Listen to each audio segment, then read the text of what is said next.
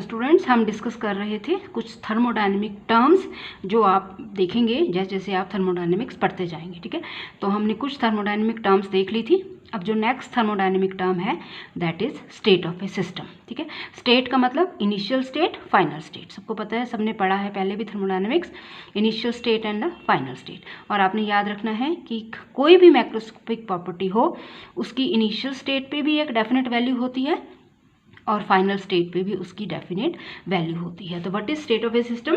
State of a system refers to the condition of a system when its macroscopic properties have definite value, when any of the macroscopic property by the temperature, pressure, volume, enthalpy changes। जब भी कोई macroscopic property change होगी तो state of a system भी change होगी। This is state of a system. Then is next state variables. State variables are nothing but they are the macroscopic properties. तो जो macroscopic properties required होती हैं to describe the state of a system उसको बोलते हैं state variables. तो आप देखोगे 4 मेन स्टेट वेरिएबल्स होते हैं, pressure, temperature, volume and composition. ये वो 4 मैक्रोस्कोपिक प्रॉपर्टीज हैं जो किसी भी सिस्टम की स्टेट को कंप्लीटली डिस्क्राइब कर सकती हैं। That means these 4 macroscopic properties are sufficient to specify state of a system। आपने याद रखना है कि अगर इनकी वैल्यू फिक्स्ड है तो किसी भी मैक्रोस्कोपिक प्रॉपर्टी की वैल्यू फिक्स्ड हो जाएगी। If pressure, temperature, volume and composition are fixed तो आपकी अदर प्रॉपर्टीज़, चाहे वो मास है, चाहे वो डेंसिटी है, चाहे वो रिफ्रैक्टिव इंडेक्स है या कोई और प्रॉपर्टी है, दैट विल बी फिक्स्ड। क्यों फिक्स्ड हो जाएंगी? क्योंकि these are the state variables. किसी भी सिस्टम को कंप्लीटली डिफाइन करने के लिए सिर्फ इन 4 वेरिएबल्स की जरूरत पड़ती है। अगर ये फिक्स्ड हो गए तो बाकी और प्रॉपर्टीज़ भी क्या हो जाएंगी? फिक्स्ड। फॉर एग्जाम्पल, आपको एग्जाम्पल दिया जाता है, एक इक्वेशन है which is gas equation PV is equal to RT, जिसमें आपको पता है R इज गैस कांस्टेंट। तो इसकी तो एक फिक्स्ड वैल्यू है कांस्टेंट की। अब अगर मुझे वॉल्यूम निकालनी है, ठीक है, तो मैं क्या करूँगी? मुझे पता होना चाहिए प्रेशर एंड टेम्परेचर। मतलब क्या है कि if pressure and temperature which are state variables, if pressure and temperature are known volume can be determined. इसका मतलब प्रेशर और टेम्परेचर क्या हो गए? आपके इंडिपेंडेंट वेरिएबल्स, और वॉल्यूम क्या हो गई? Dependent variable. क्यों? क्योंकि ये किस पे डिपेंड कर रही है? It is depending upon pressure and temperature. तो that is why volume is called dependent variable, ठीक है।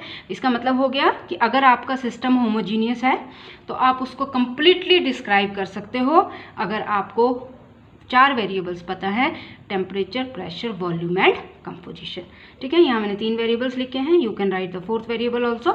तो अगर ये तीनों आपको पता है तो आप किसी भी होमोजीनियस सिस्टम को कंप्लीटली डिफाइन कर सकते हो। क्यों? क्योंकि स्टेट वेरिएबल्स होते ही वो हैं which are used to describe state of a system. Next is thermodynamic equilibrium. Students, equilibrium का मतलब होता है कि जब कोई प्रॉपर्टी टाइम के साथ चेंज ना हो।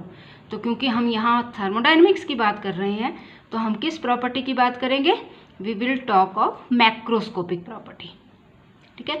और जब कोई मैक्रोस्कोपिक प्रॉपर्टी टाइम के साथ चेंज ना हो तब हम बोलते हैं कि वो सिस्टम काहे में आ गया है? वो आ गया है इक्विलिब्रियम में। तो what is thermodynamic equilibrium? A system is said to be in thermodynamic equilibrium if its macroscopic properties do not change with time for thermodynamic equilibrium। अब इक्विलिब्रियम डेवलप कैसे होता है? वो डेवलप होता है अगर साइमल्टेनियसली 3 इक्विलिब्रियम डेवलप हों, और वो कौन कौन से हैं? That is thermal equilibrium, that is mechanical equilibrium and that is chemical equilibrium. बोलने का मतलब है कि अगर ये 3 इक्विलिब्रियम आ जाते हैं, that is thermal equilibrium, mechanical equilibrium and chemical equilibrium, तो जो सिस्टम होगा वो आ जाएगा इन थर्मोडायनामिक इक्विलिब्रियम, ठीक है। तो व्हाट इज थर्मल इक्विलिब्रियम? नाम से पता लग रहा है, thermal means temperature. Thermal equilibrium means no flow of heat from one portion of macroscopic system to another. एक पार्ट से दूसरे पार्ट में हीट का फ्लो ना हो, और जब हीट का फ्लो नहीं हो रहा है तो इसका मतलब temperature remains constant, that is called thermal equilibrium. Students, next is mechanical equilibrium. Mechanical equilibrium means no work is done bye one part of the system on another, ठीक है। थर्मल में कोई हीट फ्लो नहीं करेगी एक part से दूसरी part को। मैकेनिकल इक्विलिब्रियम में no work will be done from one part of the system to another. और तब ये कब होगा? जब होगा प्रेशर सेम थ्रू आउट, ठीक है। This is mechanical equilibrium, right. That is no work is done by one part of the system over another, और उसके लिए प्रेशर होना चाहिए सेम थ्रू आउट। और केमिकल इक्विलिब्रियम क्या होता है? जब कंपोजिशन सेम रहे in various phases of the system. और कंपोजिशन फेज का मतलब हो गया there is constancy of composition. तो students, I am again repeating, thermodynamic equilibrium मतलब जब मैक्रोस्कोपिक प्रॉपर्टीज टाइम के साथ चेंज ना हो। अब किसी सिस्टम में थर्मोडायनेमिक इक्विलिब्रियम कब आएगा? जब इसका टेम्परेचर कांस्टेंट हो जाएगा, प्रेशर कांस्टेंट हो जाएगा, या कंपोजिशन कांस्टेंट हो जाएगी। तो टेम्परेचर कांस्टेंट के लिए आपको थर्मल इक्विलिब्रियम हो गया, that is no heat is flowing from one part of the system to another. Pressure constant के लिए मैकेनिकल इक्विलिब्रियम हो गया, no work is to be done by one part of the system over another. और composition constant के लिए आ गया chemical equilibrium कि हर एक फेज में composition is remaining same. Then another term is कुछ थर्मोडायनेमिक प्रोसेसेस हैं स्टूडेंट्स। जैसे पहला प्रोसेस है isothermal process. Isothermal process means temperature will remain constant. जब टेम्परेचर कांस्टेंट हो जाएगा इसका मतलब चेंज इन टेम्परेचर क्या हो जाएगा? Zero. This D stands for change. Isothermal process temperature remains constant, that means change in temperature is zero. इसका मतलब क्या हो गया? ध्यान ये रखना है कि ठीक है, आइसोथर्मल प्रोसेस में टेम्परेचर कांस्टेंट रहेगा, टेम्परेचर का जो चेंज होगा वो ज़ीरो होगा, लेकिन heat is exchanged between system and the surrounding, ठीक है। हीट एक्सचेंज होगी। अब ये देखो कैसे टेम्परेचर कांस्टेंट रहेगा? एक्सोथर्मिक रिएक्शन है स्टूडेंट, सबको पता है exothermic reaction means heat is evolve, ठीक है। अब क्या होगा? टेम्परेचर कैसे कांस्टेंट रहेगा कि हीट इवॉल्व होगी। कौन इवॉल्व करेगा? सिस्टम। किसको चली जाएगी? वो सराउंडिंग को। इसका मतलब सिस्टम का टेम्परेचर क्या रहा? कांस्टेंट, क्योंकि जो उसकी एक्स्ट्रा हीट थी वो उसने किसको दे दी? सराउंडिंग को। तो स्टूडेंट्स याद रखना है, आइसोथर्मल प्रोसेस में टेम्परेचर कांस्टेंट रहता है, लेकिन there is heat exchange between the system and the surrounding, ठीक है। उसके बाद एक होता है एडियाबैटिक प्रोसेस। एडियाबैटिक प्रोसेस में स्टूडेंट्स आपने याद रखना है, नो हीट एंटर्स और लीव्स द सिस्टम। मतलब एडियाबैटिक प्रोसेस में हीट का एक्सचेंज नहीं होगा between system and the surrounding. तो इसका मतलब change in heat is zero, लेकिन एडियाबैटिक प्रोसेस में टेम्परेचर चेंज होता है, ठीक है। अब टेम्परेचर कैसे चेंज होगा? फॉर एग्जाम्पल एक्सोथर्मिक रिएक्शन, सबको पता है हीट इज इवॉल्व। जब हीट इवॉल्व होगी लेकिन वो रहेगी सिस्टम में ही, तो ऑब्वियस है सिस्टम का टेम्परेचर क्या करेगा? इंक्रीज, ठीक है। तो देख लो आप खुद, एडियाबैटिक प्रोसेस क्या बोला आपको? The process in which there is no exchange of heat between the system and the surrounding, ठीक है। जैसे एक्सोथर्मिक रिएक्शन है, हीट इवॉल्व होगी लेकिन वो सराउंडिंग को नहीं जा रही है, ठीक है, वो सिस्टम में ही रह रही है, तो सिस्टम का टेम्परेचर क्या करेगा? इंक्रीज। तो यही आपको बोला गया कि एडियाबैटिक प्रोसेस में हीट एक्सचेंज नहीं होता लेकिन टेम्परेचर चेंज होता है, ठीक है। तो जैसे D Q is zero but temperature changes. Isothermal में भी ऐसे ही बताया आपको, आइसोथर्मल में टेम्परेचर कांस्टेंट रहता है लेकिन हीट इज एक्सचेंज्ड, ठीक है। जैसे एक्सोथर्मिक रिएक्शन है, हीट इवॉल्व होगी, वो किसको चली जाएगी? सराउंडिंग को। तो सिस्टम की हीट तो वही रही जो थी, ठीक है, क्योंकि जो एक्स्ट्रा थी वो किसको चली गई? सराउंडिंग को। Temperature is remaining constant. तो स्टूडेंट्स आइसोथर्मल प्रोसेस में dt is zero, change in temperature is zero, heat is exchanged. Adiabatic process में change in heat is zero but temperature increases और डिक्रीजेज। जैसे एक्सोथर्मिक में वो increase करता है, endothermic reaction में टेम्परेचर इसी तरह से क्या कर जाएगा? डिक्रीज। और नेक्स्ट है आपके पास आइसोबारिक प्रोसेस।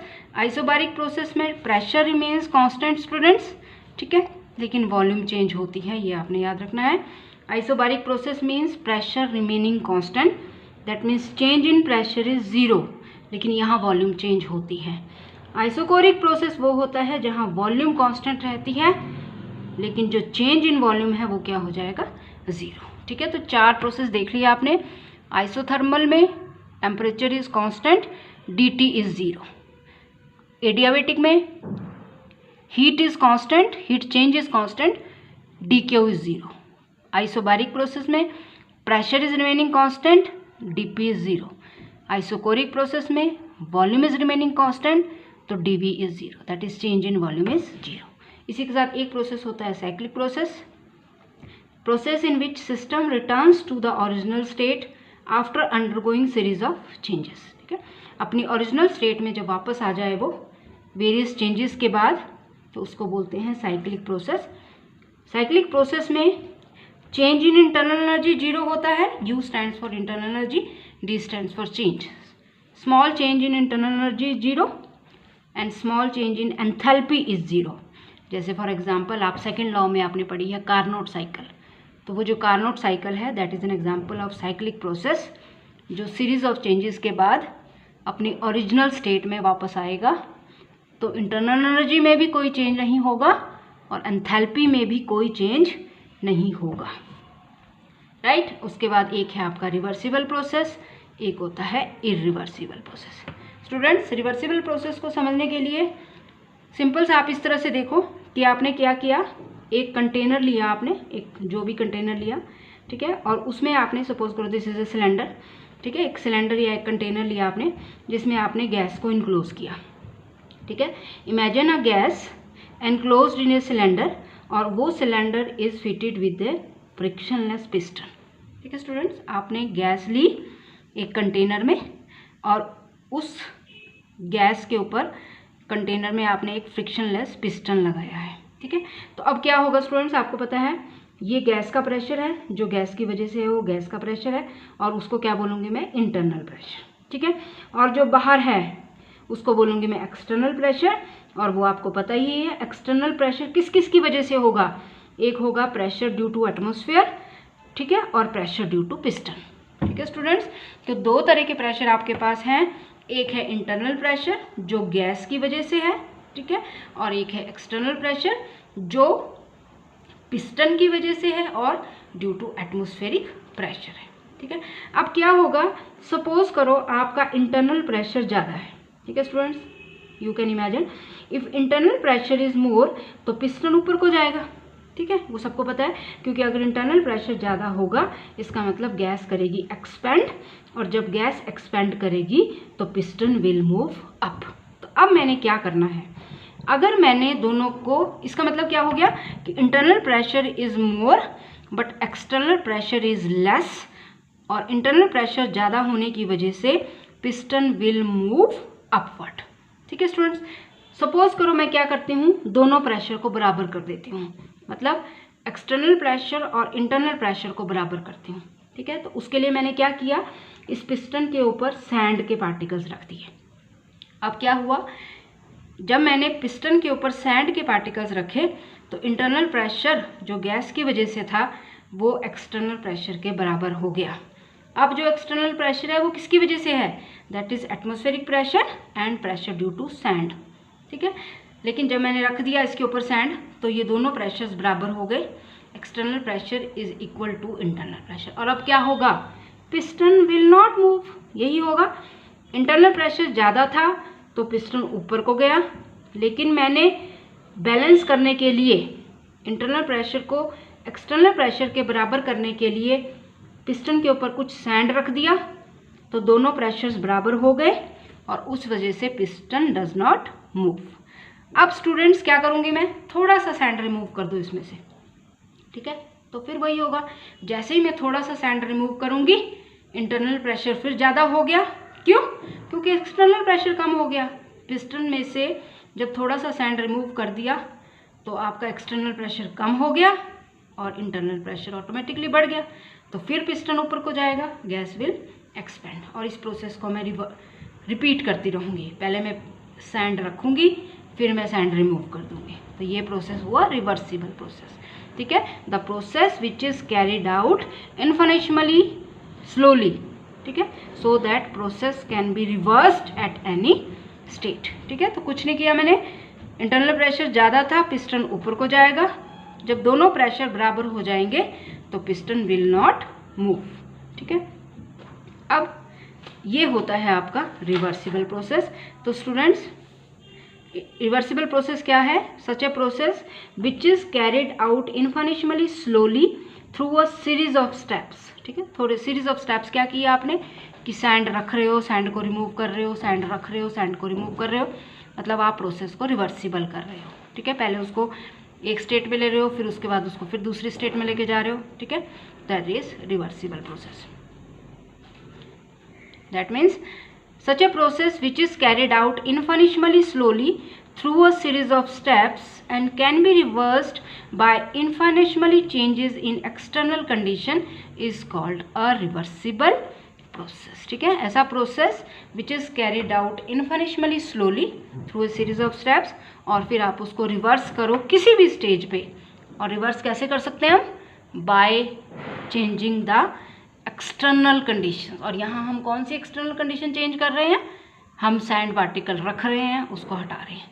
ठीक है, तो वो वही एक्सटर्नल कंडीशन याद रखना है। रिवर्सिबल प्रोसेस में driving force is infinitesimally greater than opposing force. ठीक है, ड्राइविंग फोर्स हमेशा ग्रेटर रहेगी अपोजिंग फोर्स से, लेकिन ये ध्यान रखना है कि ये जो रिवर्सिबल प्रोसेस होता है that is not only imaginary. ठीक है, इसको हम इमेजिन कर सकते हैं। कोई भी प्रोसेस अपने आप रिवर्सिबल नहीं हो सकता। ठीक है, मतलब आइडल चीज़ है ये एक तरह से, और आपको पता है आइडलिटी नेचर में एग्जिस्ट नहीं करती। ठीक है, तो हम ये बोलते हैं कि रिवर्सिबल प्रोसेस इज आइडल, क्योंकि ये आइडल है, आइडलिटी नेचर में एग्जिस्ट नहीं कर सकती, तो हम इसको बस इमेजिनरी बोलते हैं कि हम इमेजिन कर सकते हैं कोई प्रोसेस कि दैट कैन बी रिवर्सिबल। ठीक है, उसके बाद इरिवर्सिबल प्रोसेस, जो रिवर्सिबल ना हो। A process which is not reversible is called irreversible process. ठीक है, ये प्रोसेस जो होता है that can not take place infinitesimally slowly. ठीक है, ये प्रोसेस इन्फिनिटेशनली स्लोली नहीं हो सकता। ठीक है, ये होता है रियल प्रोसेस। ठीक है, मतलब जो एक्चुअल प्रैक्टिस में प्रोसेसेस होते हैं वो क्या होते हैं? इरिवर्सिबल, तभी इसको क्या बोला जाता है? रियल। अब आपने याद रखना है कि जितने भी आपके नेचुरल प्रोसेसेस होते हैं, ठीक है, they are irreversible. All naturally occurring processes are thermodynamically irreversible.